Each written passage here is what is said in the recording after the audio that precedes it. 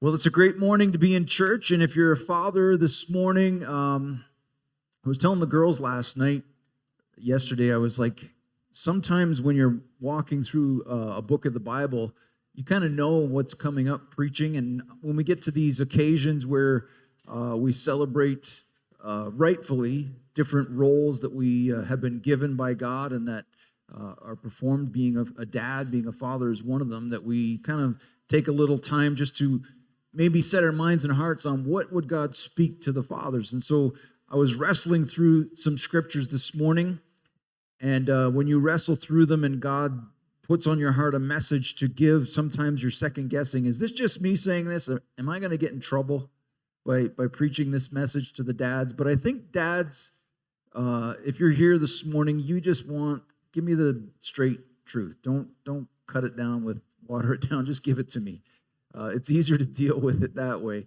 And this is a message where I'm not going to beat up on dads for your whatever weaknesses you have, but an encouraging message from the scriptures. And I really sense that the book of Revelation is kind of the seed point of this message to fathers this morning. And so in Revelation, we've been walking through it. The last chapter we looked at was chapter 5, and looking at the worth of the Lord Jesus Christ, how at the heavenly realms there's this praise and honor, and with the saints and the angels, and then all of creation just is joined in this song of the worthiness of Christ, the Lamb who was slain, the one who can open the scroll, the full will of God, the worthiness of Christ, and that our imaginations would be again gripped as John's was with this great vision of who Christ is and his worth, his worthiness and his worth. And in chapter 3 and verses 11 to 13, we read this: I'm coming soon, hold on to what you have, so that no one will take your crown. Him who overcomes, I will make a pillar in the temple of my God. Never again will he leave it, and I will write on him the name of my God and the name of the city of my God, the new Jerusalem, which is coming down out of heaven from my God. And I will also write on him my new name. He was near, let him hear what the Spirit says to the churches. So this morning, I want to talk to you about being a builder, dads, being a builder. And so some of you here have some building experience.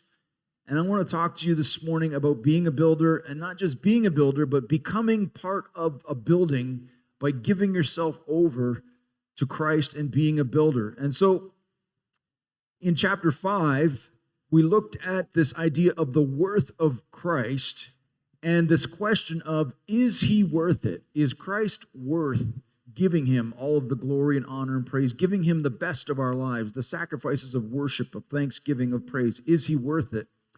And one of the things that you learn, or that you should learn, is that as a man, you need to have something you're building in your life. And I don't know if this is just for me, but there are times when I hit the wall in my own spiritual life, in my life as a husband, as a father, as a pastor, as a brother, as a son. All these times when I hit the wall, there's been this word in this last season the Lord has given me. And this word is, son, I'm calling you to build something. Build something and leave something behind. And so if you're called to build something, it means that you have to have oppositions, and there's things that are required for the build. And so as we look at what the Lord talked about when he talked about building, there's these few scriptures that I want to turn our attention to this morning. Number one is what you're building worth building? Is it worth building that thing? Now, a few years ago, I built this ice fishing shack.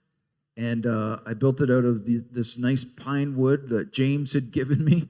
And I put it on the outside with 2x2s and whatever else, and brought it out to the fishing hole. And I left it there, and then I went back the next time, and it was gone. And I was like, somebody stole my fishing shack. I can't believe that would happen. And then I looked down the ice, and I could see parts of wood and a door and a window.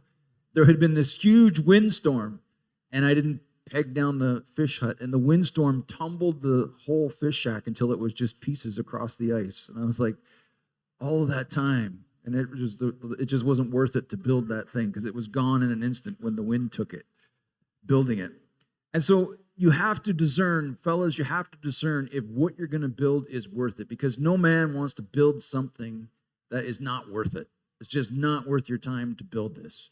And so the first thing is that if we understand the worth of Christ and then understand the call of what he is asking us to build as men, the things he's saying, son, this is something that you can bet on, that this is worth building. And so Jesus spoke a little bit about this. And so in Luke chapter 14, we read Jesus speaking in parables about the kingdom and about building his kingdom. And so it says in Luke chapter 14 and verse 25, it says, large crowds were traveling with Jesus, and turning them to them, he said, if anyone comes to me and does not hate his mother and father, his wife and his children, his brothers and his sisters, yet even his own life, he cannot be my disciple. And anyone who does not carry his cross and follow me cannot be my disciple. Suppose one of you wants to build a tower. Will he not first sit down and estimate the cost to see if he has enough money to complete it? Or if he lays the foundation and is not able to finish it, everyone who sees it will ridicule him, saying, this fellow began to build and was not able to finish. Or suppose a king who's about to go to war against another king. Will he first not sit down and consider whether he's able to, with 10,000 men, oppose the one coming against him with 20,000?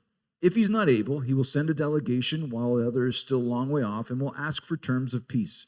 In the same way, any of you who do not give up everything he has cannot be my disciple. Salt is good, but if it loses its saltiness, how can it be made salty again? It's neither fit for the soil nor for the manure pile. It's thrown out. He who has an ear, let him hear. And so the Lord, speaking about building and measuring, is this question of, is it worth it to build? Is it worth it to build what Christ is calling us as men to build? And he says this, that if you don't estimate the worth properly of what you're building, you're going to run out of gas before you actually can finish that job of the build. You're going to run out of gas, as he says about this guy who didn't sit down and count the cost. And so something in our lives, we need something that has high worth in order for us to give ourselves to build it fully. He says you need to put everything in order to the worth of what you're going to build. And Christ says to us as men, there are certain things that I want you to build, and there are certain ways that I want you to build what you are going to build with your life. And so you have to understand the worth of it, and that everything needs to be ordered in the view of the worth of what he's called you to build. That the worth of that, everything else needs to be ordered. And we talked about this in Revelation, where Jesus speaks to the church and he says, your life is unordered. You're just lukewarm. There's no order. It's just chaos in the inside of your life, and you're just like lukewarm. He says, you need to have love and you need to have hate, which orders your life. You need to love at the highest place what I'm calling you to build, and you need to hate the things that are going to tear down and destroy that which I'm asking you and calling you to build. And so first off is you need to understand, is it worth it? Is it worth it to follow after Christ and build what he is building? And this is the cool thing, is that when you say yes to the Lord, you say, Lord, I'm going where you're going. I'm building what you're building. The kingdom of heaven on earth is coming to earth. I want to be part of what you're doing and build with you. And the cool thing is that when we say yes to this call to be builders with Christ, it's as if he changes who we are, and we actually start to become not just builders with Christ, but part of this new building where the Spirit of God will come to rest, and that the world will understand that God is among us in a powerful way. But it first starts with understanding the worth of what he's called us to build and the worth of the one who has called us to be builders. And so in Revelation chapter 3, it says the Lord is going to make us pillars in God's kingdom. And there's this strange part that we become part of a building that God is putting together as we give ourselves to follow after Christ. And so 1 Peter kind of explains this passage in Revelation. And so as we look at 1 Peter and chapter 2,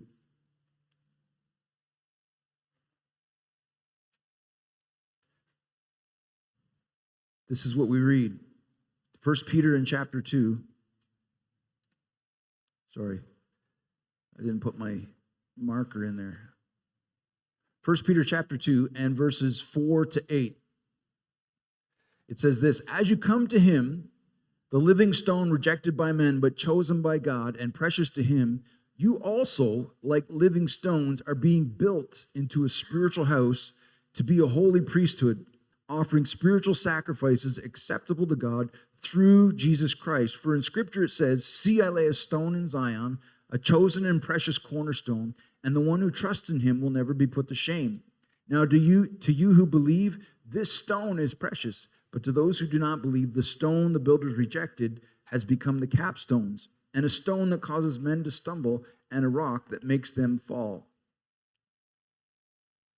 They stumble because they disobey the message, which also is what they were destined for. And so Peter explains what John was revealed in Revelation in that third chapter that we read, that becoming a pillar in God's temple, that as we give ourselves to Christ, who is the chief cornerstone, he is the foundation of the building, and he is also the foundational builder.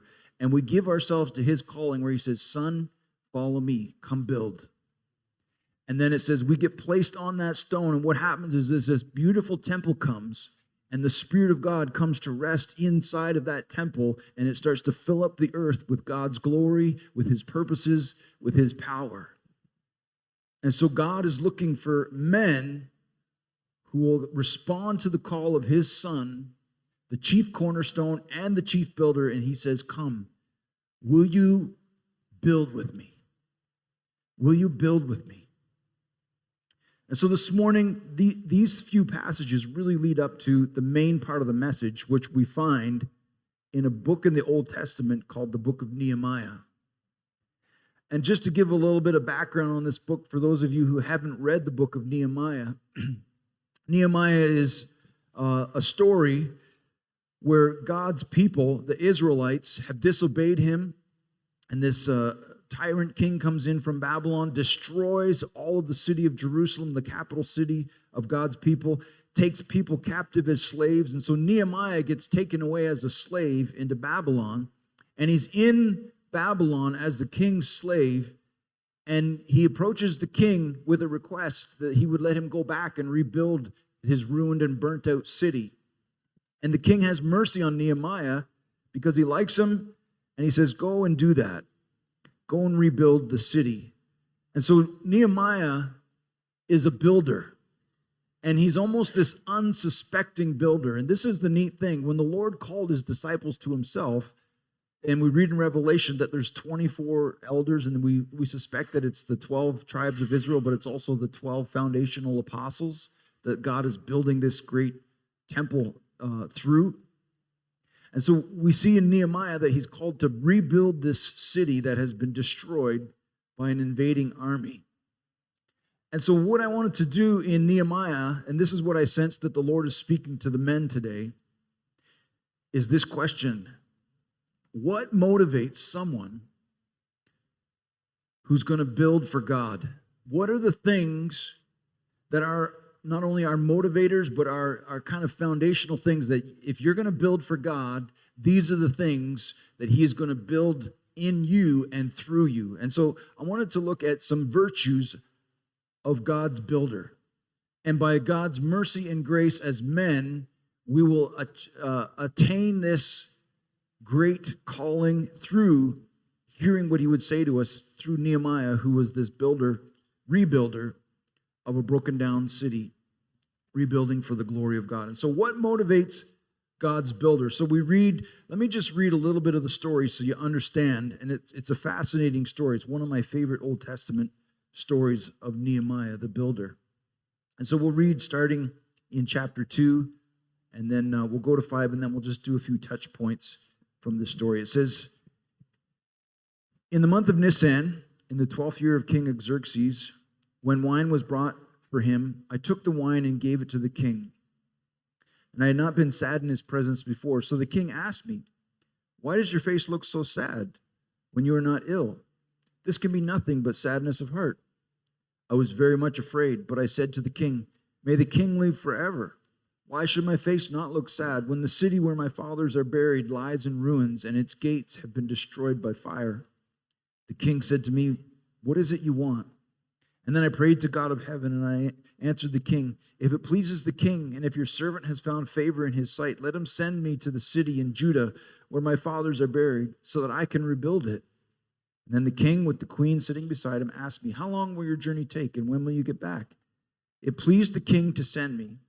And so I set a time, and I also said to him, "If it pleases the king, may I have letters to the governors of the Trans-Euphrates, so that they will provide me with safe conduct until I arrive in Judah? And may I have a letter to Asaph, keeper of the king's forest, so that he will give me timber to make beams for the gates of the city, the citadel by the temple, and for the city wall, and for the residence that I'll occupy?" And because of this gracious hand of my God was upon me, the king granted my requests. And so I went to the governors of the Trans-Euphrates and gave them the king's letters. The king also sent army officers and a cavalry with me. And when Sanballat and the Horonite and Tobiah the Ammonite officials heard about this, they were much disturbed that someone had come to promote the welfare of the Israelites. And I went to Jerusalem, and after staying there 3 days, I set out during the night with a few men. I had not told anyone what my God had put in my heart to do for Jerusalem. There were no mounts with me except the one that I was riding on. By night I went out and through the valley gate toward the Jackal well and the Dung gate, examining the walls of Jerusalem, which had been broken down, and its gates had been destroyed by fire. And then I moved on toward the fountain gate and the king's pool, but there was not enough room for my mount to get through, so I went up the valley by night, examining the wall. Finally I turned back and re-entered through the valley gate. The officials did not know where I had gone or what I was doing, because I had said nothing to the Jews or the priests or the noble officials or any others who would be doing the work. And then I said to them, "You see the trouble we're in. Jerusalem lies in ruins, and its gates have been burned with fire. Come, let us rebuild the wall of Jerusalem, and we will no longer be in disgrace." I also told them about the gracious hand of my God upon me and what the king had said to me. And they replied, "Let us start rebuilding." So they began this good work. But when Sanballat the Horonite and Tobiah the Ammonite official and Geshem the Arab heard about it, they mocked and ridiculed us. "What is this you're doing?" they asked. "Are you rebelling against the king?" And I answered them by saying, "The God of heaven will give us success. We, his servants, will start rebuilding. But as for you, you have no share in Jerusalem or any claim on a historic right to it." And Eliashib the high priest and his fellow priests went to work and rebuilt the sheep gate. And they dedicated it and set its doors in place, building as far as the Tower of 100, which they dedicated, and as far as the Tower of Hananel. The men of Jericho built the adjoining section, and Zakur the son of Imri built next to them. It goes on in chapter 3 about all the things that the men were building, the different gates, the different sections of the wall, who was rebuilding it, and all the repairs that were made. And then in chapter 4, we pick up again in chapter 4, verse 1. It says, "And when Sanballat had heard that we were rebuilding the wall, he became angry and was greatly incensed and ridiculed the Jews. And in the presence of his associates in the army of Samaria, he said, 'What are these feeble Jews doing? Will they restore their wall? Will they offer sacrifices? Will they finish in a day? Can they bring the stones back to life, those heaps of rubble burned as they are?' And Tobiah the Ammonite, who was at his side, said, 'What are they building? Even if a fox climbed up on it, it would break down their wall of stones. Hear us, O our God, for we are despised. Turn their insults back on their own heads. Give them over as plunder in the land of captivity.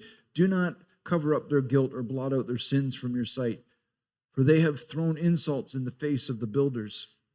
So we rebuilt the wall till all of it reached half of its height, for the people worked with all their heart. When Sanballat and Tobiah and the Arabs and the Ammonites and all the men of Ashdod heard that the repairs to Jerusalem walls had gone ahead and that the gaps were being closed, they were angry. And they all plotted together to come and fight against Jerusalem and stir up trouble against it. But we prayed to our God and posted a guard day and night to meet this threat.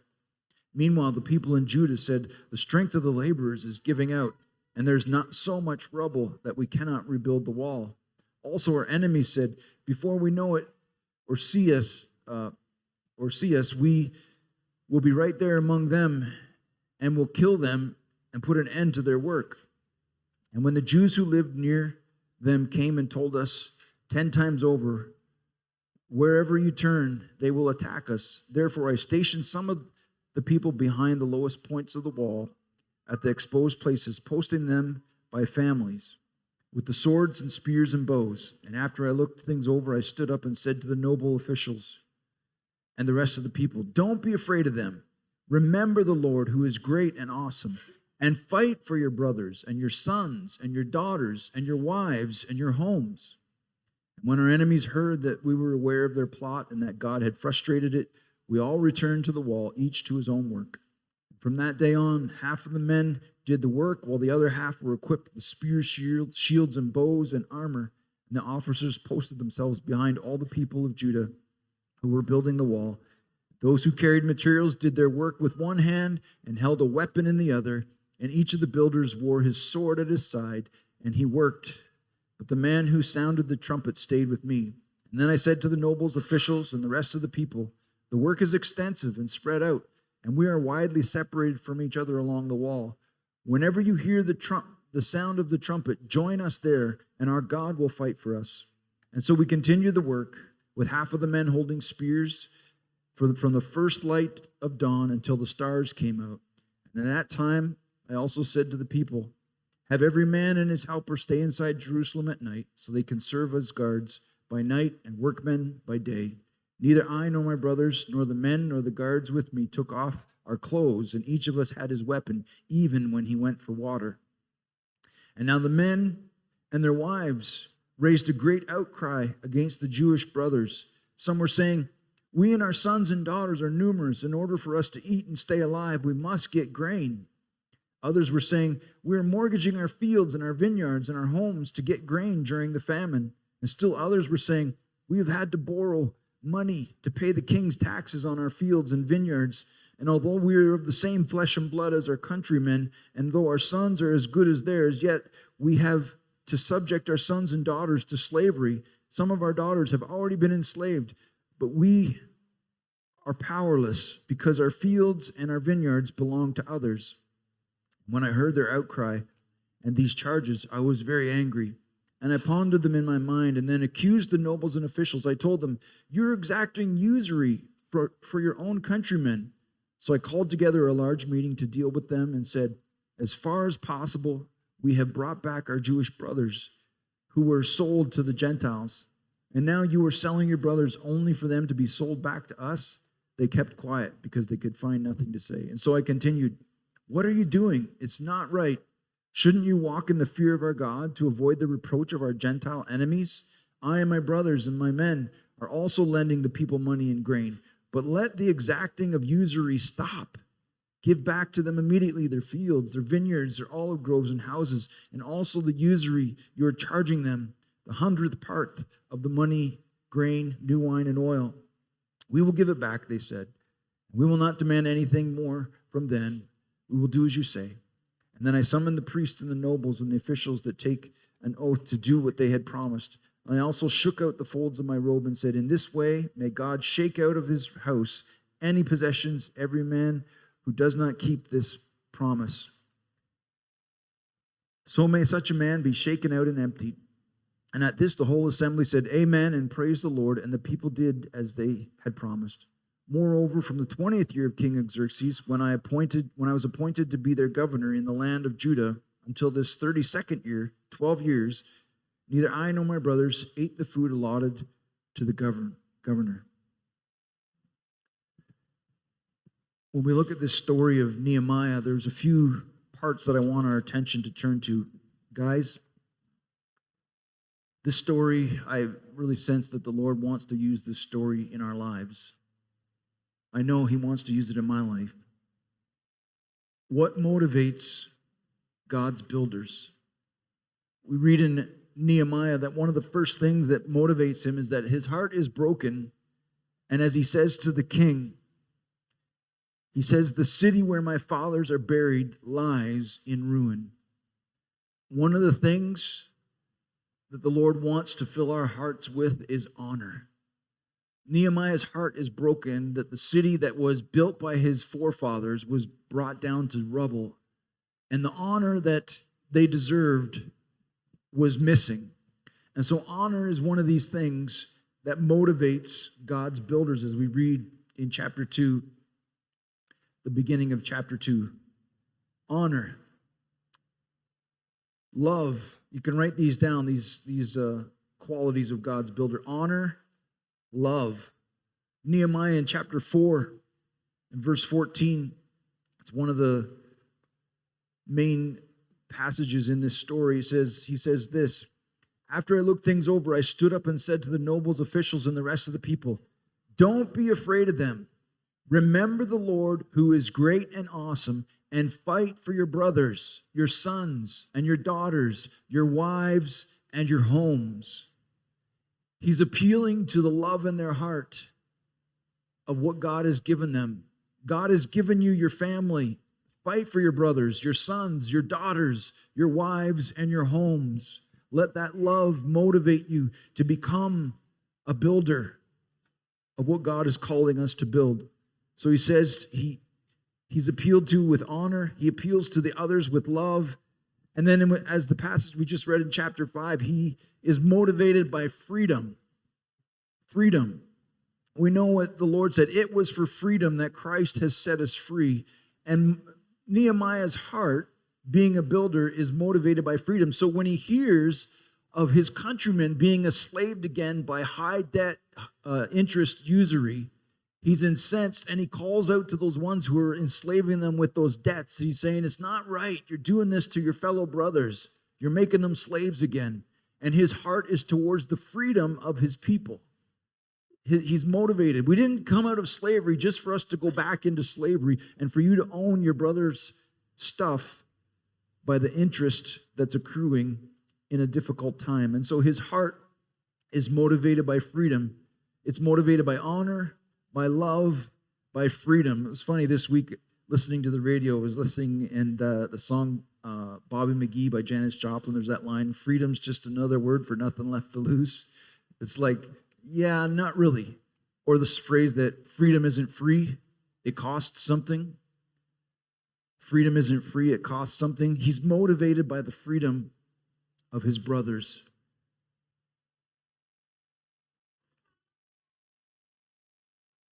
He's motivated by holiness, honor, love, freedom, holiness. This last part, when you read this in Nehemiah, you're like, wow, is this really in the Bible?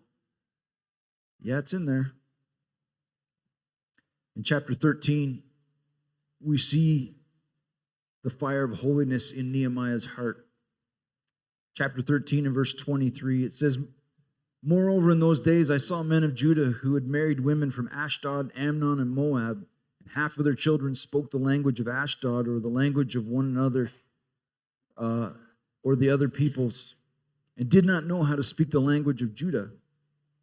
Then I rebuked them and called down curses on them, and I beat some of the men and pulled their hair." It says, as the literal as he grabs them by the beard and gives them a beat down.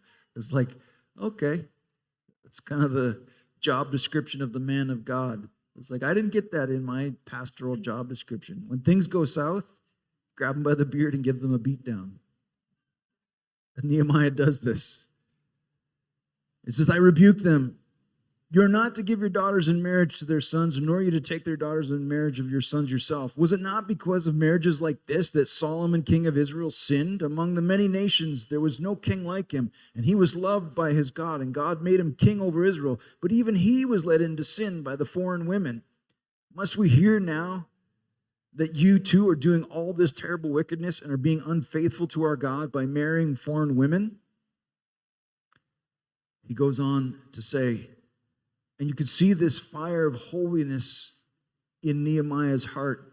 See, this is what holiness in the heart of a man is. Holiness is seeing the cost of sin and hating it. He recognizes even the greatest king in the world was brought low by his desire for all these foreign women in his life. His flesh destroyed the kingdom.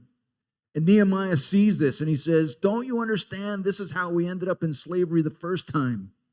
Men leaving their post and going after their own selfish fleshly desires with all these foreign women. This is what holiness is. Holiness is understanding the cost of sin and hating it, and holiness is seeing the worth of God's grace and loving it.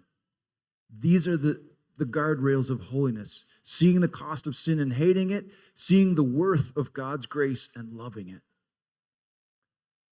This is in the heart of one who builds for God. Holiness. And then we come to, in the heart of one who builds for God is the desire for a legacy. In these same passages, he speaks of the children that are born to these foreign women, and it says they don't even know the language of our people anymore. They don't speak the language. And this is where I tread on, where angels fear to tread. Church, within us as a church family and within the church as a whole, we see that we are speaking the culture's language. Wokeism, feminism, all these isms have infiltrated the church language and the church structure and are affecting what God has intended to bring forth in fruitfulness. And Nehemiah is calling this out, and he's saying, look, this is going to kill what we've built. This will destroy. If we refuse to embrace the language of our God, that he's given us this language, and I believe he's specifically speaking back to that you could not learn the language except through oral tradition. And so they wouldn't learn the stories, their history. They wouldn't learn the law, the prophets, and all of the things that they wanted to teach their kids because they couldn't even hear it in their own language. And that's how it was learned, through that language. And this is where, to my grief, that I say, Lord, forgive me. That the language of the culture around us, that we get more familiar with it than we do with understanding what God has spoken and allowing his word to take its precedence in our life. Because it's how we leave a legacy. I'm so thankful. There's mostly my wife's doing. Moms, this is a little side note for moms, but moms, you have no idea how powerful it is when you teach your children the Bible stories. When you get them memorizing scripture. Oftentimes it happens when they're little, so moms are often with the ones with the little ones. And I remember with our girls, we had these music to scripture songs. The guys, it was Randall Goodgame, and we would be playing those in the car. And the kids would be hearing the words of God, learning the language of God. They're learning all these scriptures. And then even now, as we send them off to camp as teenagers, they get these free tuition if they memorize all these scriptures, the language of God. And it is the language that is passed on as the legacy. That if our kids get this, then that next generation has what they need to, again, keep building. That they know that language of God, the stories, the truths. And so Nehemiah is incensed that this legacy will be broken because our kids don't even know God's language that he gave us, the stories, the truth, and the way he's asked us to follow him and love him. One of the things that will destroy a man's legacy is that the refusal to teach their children the ways of the Lord. And the second thing is, it says this foreign women thing. I see it, and I've seen it in guys I've just respected deeply as pastors and authors, and they blow up their life in their 70s. It's just like they go have a fling with a secretary or something like that. And it's just like, oh man, that's a rough one. And Nehemiah is saying to the fellows, he says, this is what you're doing. We've just spent all this blood, sweat, and tears to rebuild a place for God, and you're just going to go throw it away on foreign women, and you're not even teaching your kids the language that is the legacy of our people.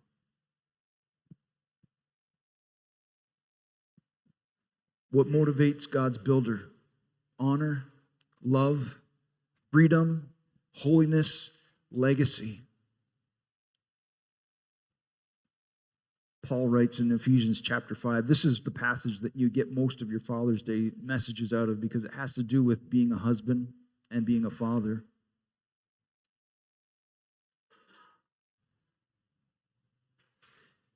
In chapter 6, we'll just finish with chapter 6 because we're running short on time.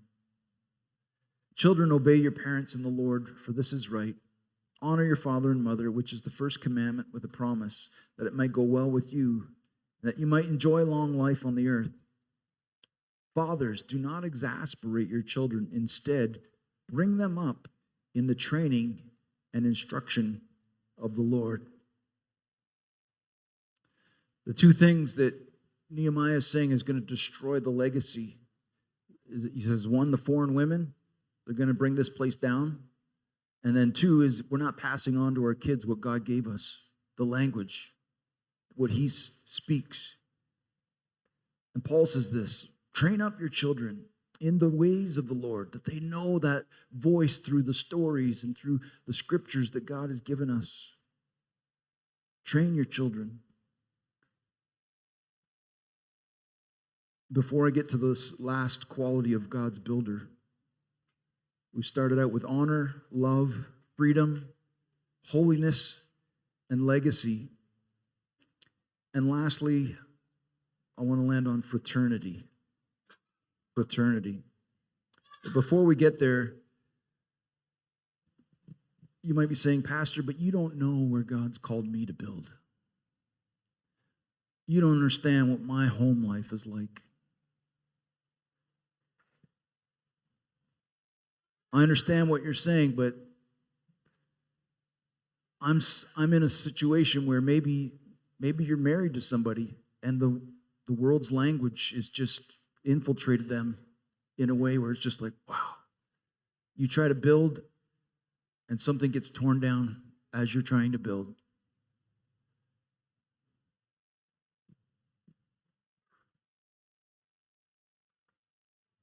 I want to encourage you, dads. This last quality of fraternity is what's going to help you. If you're in a tough situation, maybe you've got kids who are rebelling, maybe you got a wife who's not believing, or even if she is believing, she's been infiltrated by the language of the world. And there's these qualities that are there that are paining your heart. You see, what was happening to the men that were, again, they were being pulled away by the foreign women, by that allure of the foolishness of giving up what God has called them to do for that which was for their own selfish desire.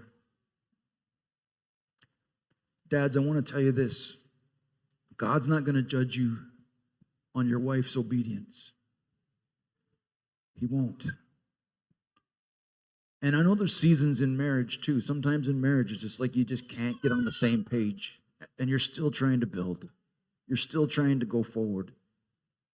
God sees that. He's going to see that.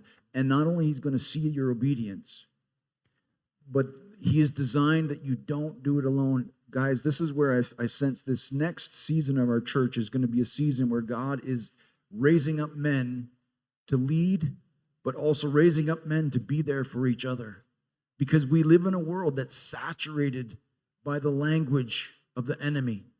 And it's infiltrating the church. All these isms, wokeism, feminism, all this stuff, it's infiltrating the church and it wants to take the church over. But God's saying to his sons, I'm calling you to be the builders, to build. Call out to me. Ask me to fill your heart with honor. Ask me to fill your heart with love. Ask me to fill your heart with freedom and holiness and the desire for legacy. And not only that, understand that it is done in a fraternity. It is done with other builders. You can't build alone. If any of you have done building, you know that building by yourself is horrible. It's like when you're on a job by yourself, you just feel like shooting your feet off. You're just like, this is horrible. Just having one helper makes tons of difference. It's like I've figured it out that the productivity gains of one helper it's like a 4-to-1 thing at least that. This is what God has designed. Men, God has designed for you to be in a fraternity of builders. And sometimes you're in that place where you're building and you're just like, man, the storm is running. All these enemies are picking or whatever else. It might even be from inside of your own family where your kids or your wife or something. And God's saying, I'm not going to judge you on them, but I want to give you grace in the middle of this storm of fire. And it's going to come as you're in fraternity with your brothers and sisters, with your brothers who are going to fight with you and build with you. And so when we read this last part in Nehemiah, powerful, powerful passage. And I close with this today. I took my Ezra and Nehemiah, right? Oh, too far. There it is.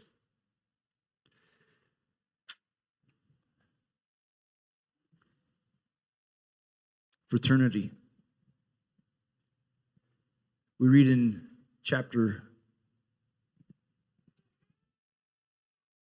4 of Nehemiah, in verses 16 to 23. This is a neat part of the story. Nehemiah stands up. Let's start at verse 14 because it's that great thing that Nehemiah says. He says, after I looked things over and I stood up and I said to the nobles, officials, and the rest of the people, don't be afraid of them. Remember the Lord who is great and awesome, and fight for your brothers and your sons and your daughters and your wives and your homes.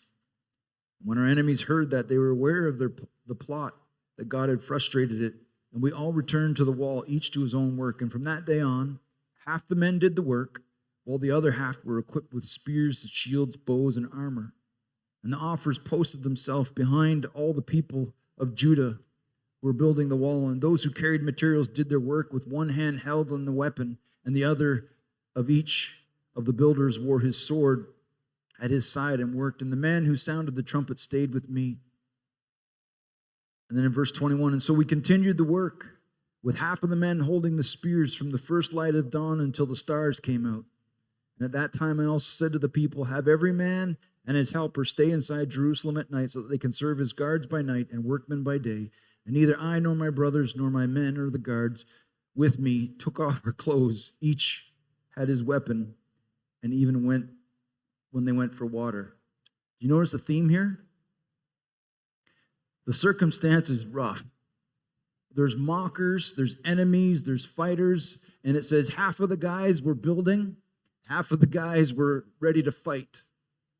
And it says they didn't even sleep, and so they had to work all day. It says we got up at the daylight and we went home when the stars came out from working, but then we had to go back inside and stand guard because the enemies wanted to come in and fight, and so we slept in our clothes, ready to get up and fight. So you could imagine, they stink, they're hungry, they got enemies coming from the outside, but they stuck together. That one guy was using the trowel and the other guy had his back and he had a sword and a shield while the other guy was building the wall.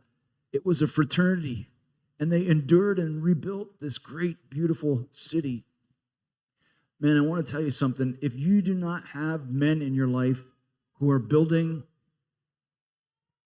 your fair game, and the chances of you getting taken out in your spiritual life are extremely high, almost certain, I would say. You cannot do this alone. You need to be in a fraternity. And it's the kind of brothers who are going to be the ones who will stay up all night for you. The kind of brothers who are going to leave their clothes on and stink because they're in the same battle. You need these guys. And so, dads, I want to challenge you. Yes, it's not going to be easy to carve out a living, to raise a family, to pass on a legacy to our kids, and to lift Christ high in our lives and to keep him there. It's not going to be easy. There's mockers. There's a battle at stake. But I want to encourage you. with Nehemiah. These are the things that are going to motivate God's builders. These are the things that are going to be the quality of God's builders: honor, love, freedom, holiness, legacy, and fraternity. I sense in this next season of my life, obviously I'm going through my midlife crisis. You're like, yeah, we could see that, Pastor. Going to the gym, buying a dirt bike. It's like, yeah.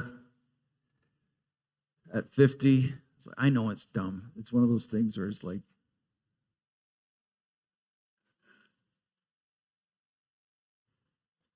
but I sense in this next season of my life that God's saying, son, I've called you to build, but I want you to leave behind a bunch of young fellows who are going to be builders.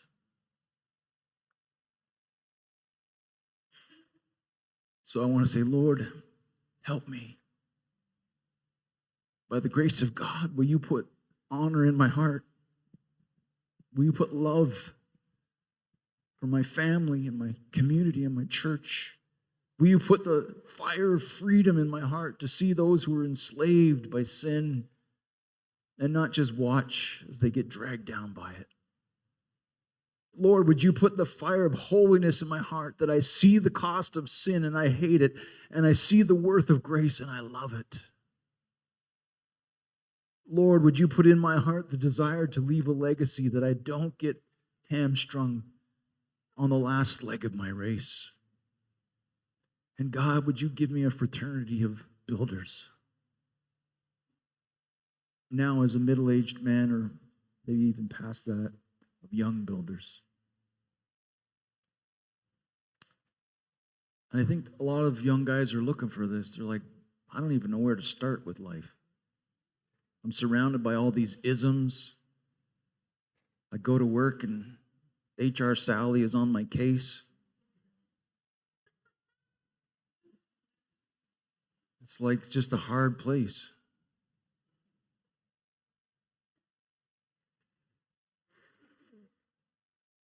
My prayers is that our church will be a place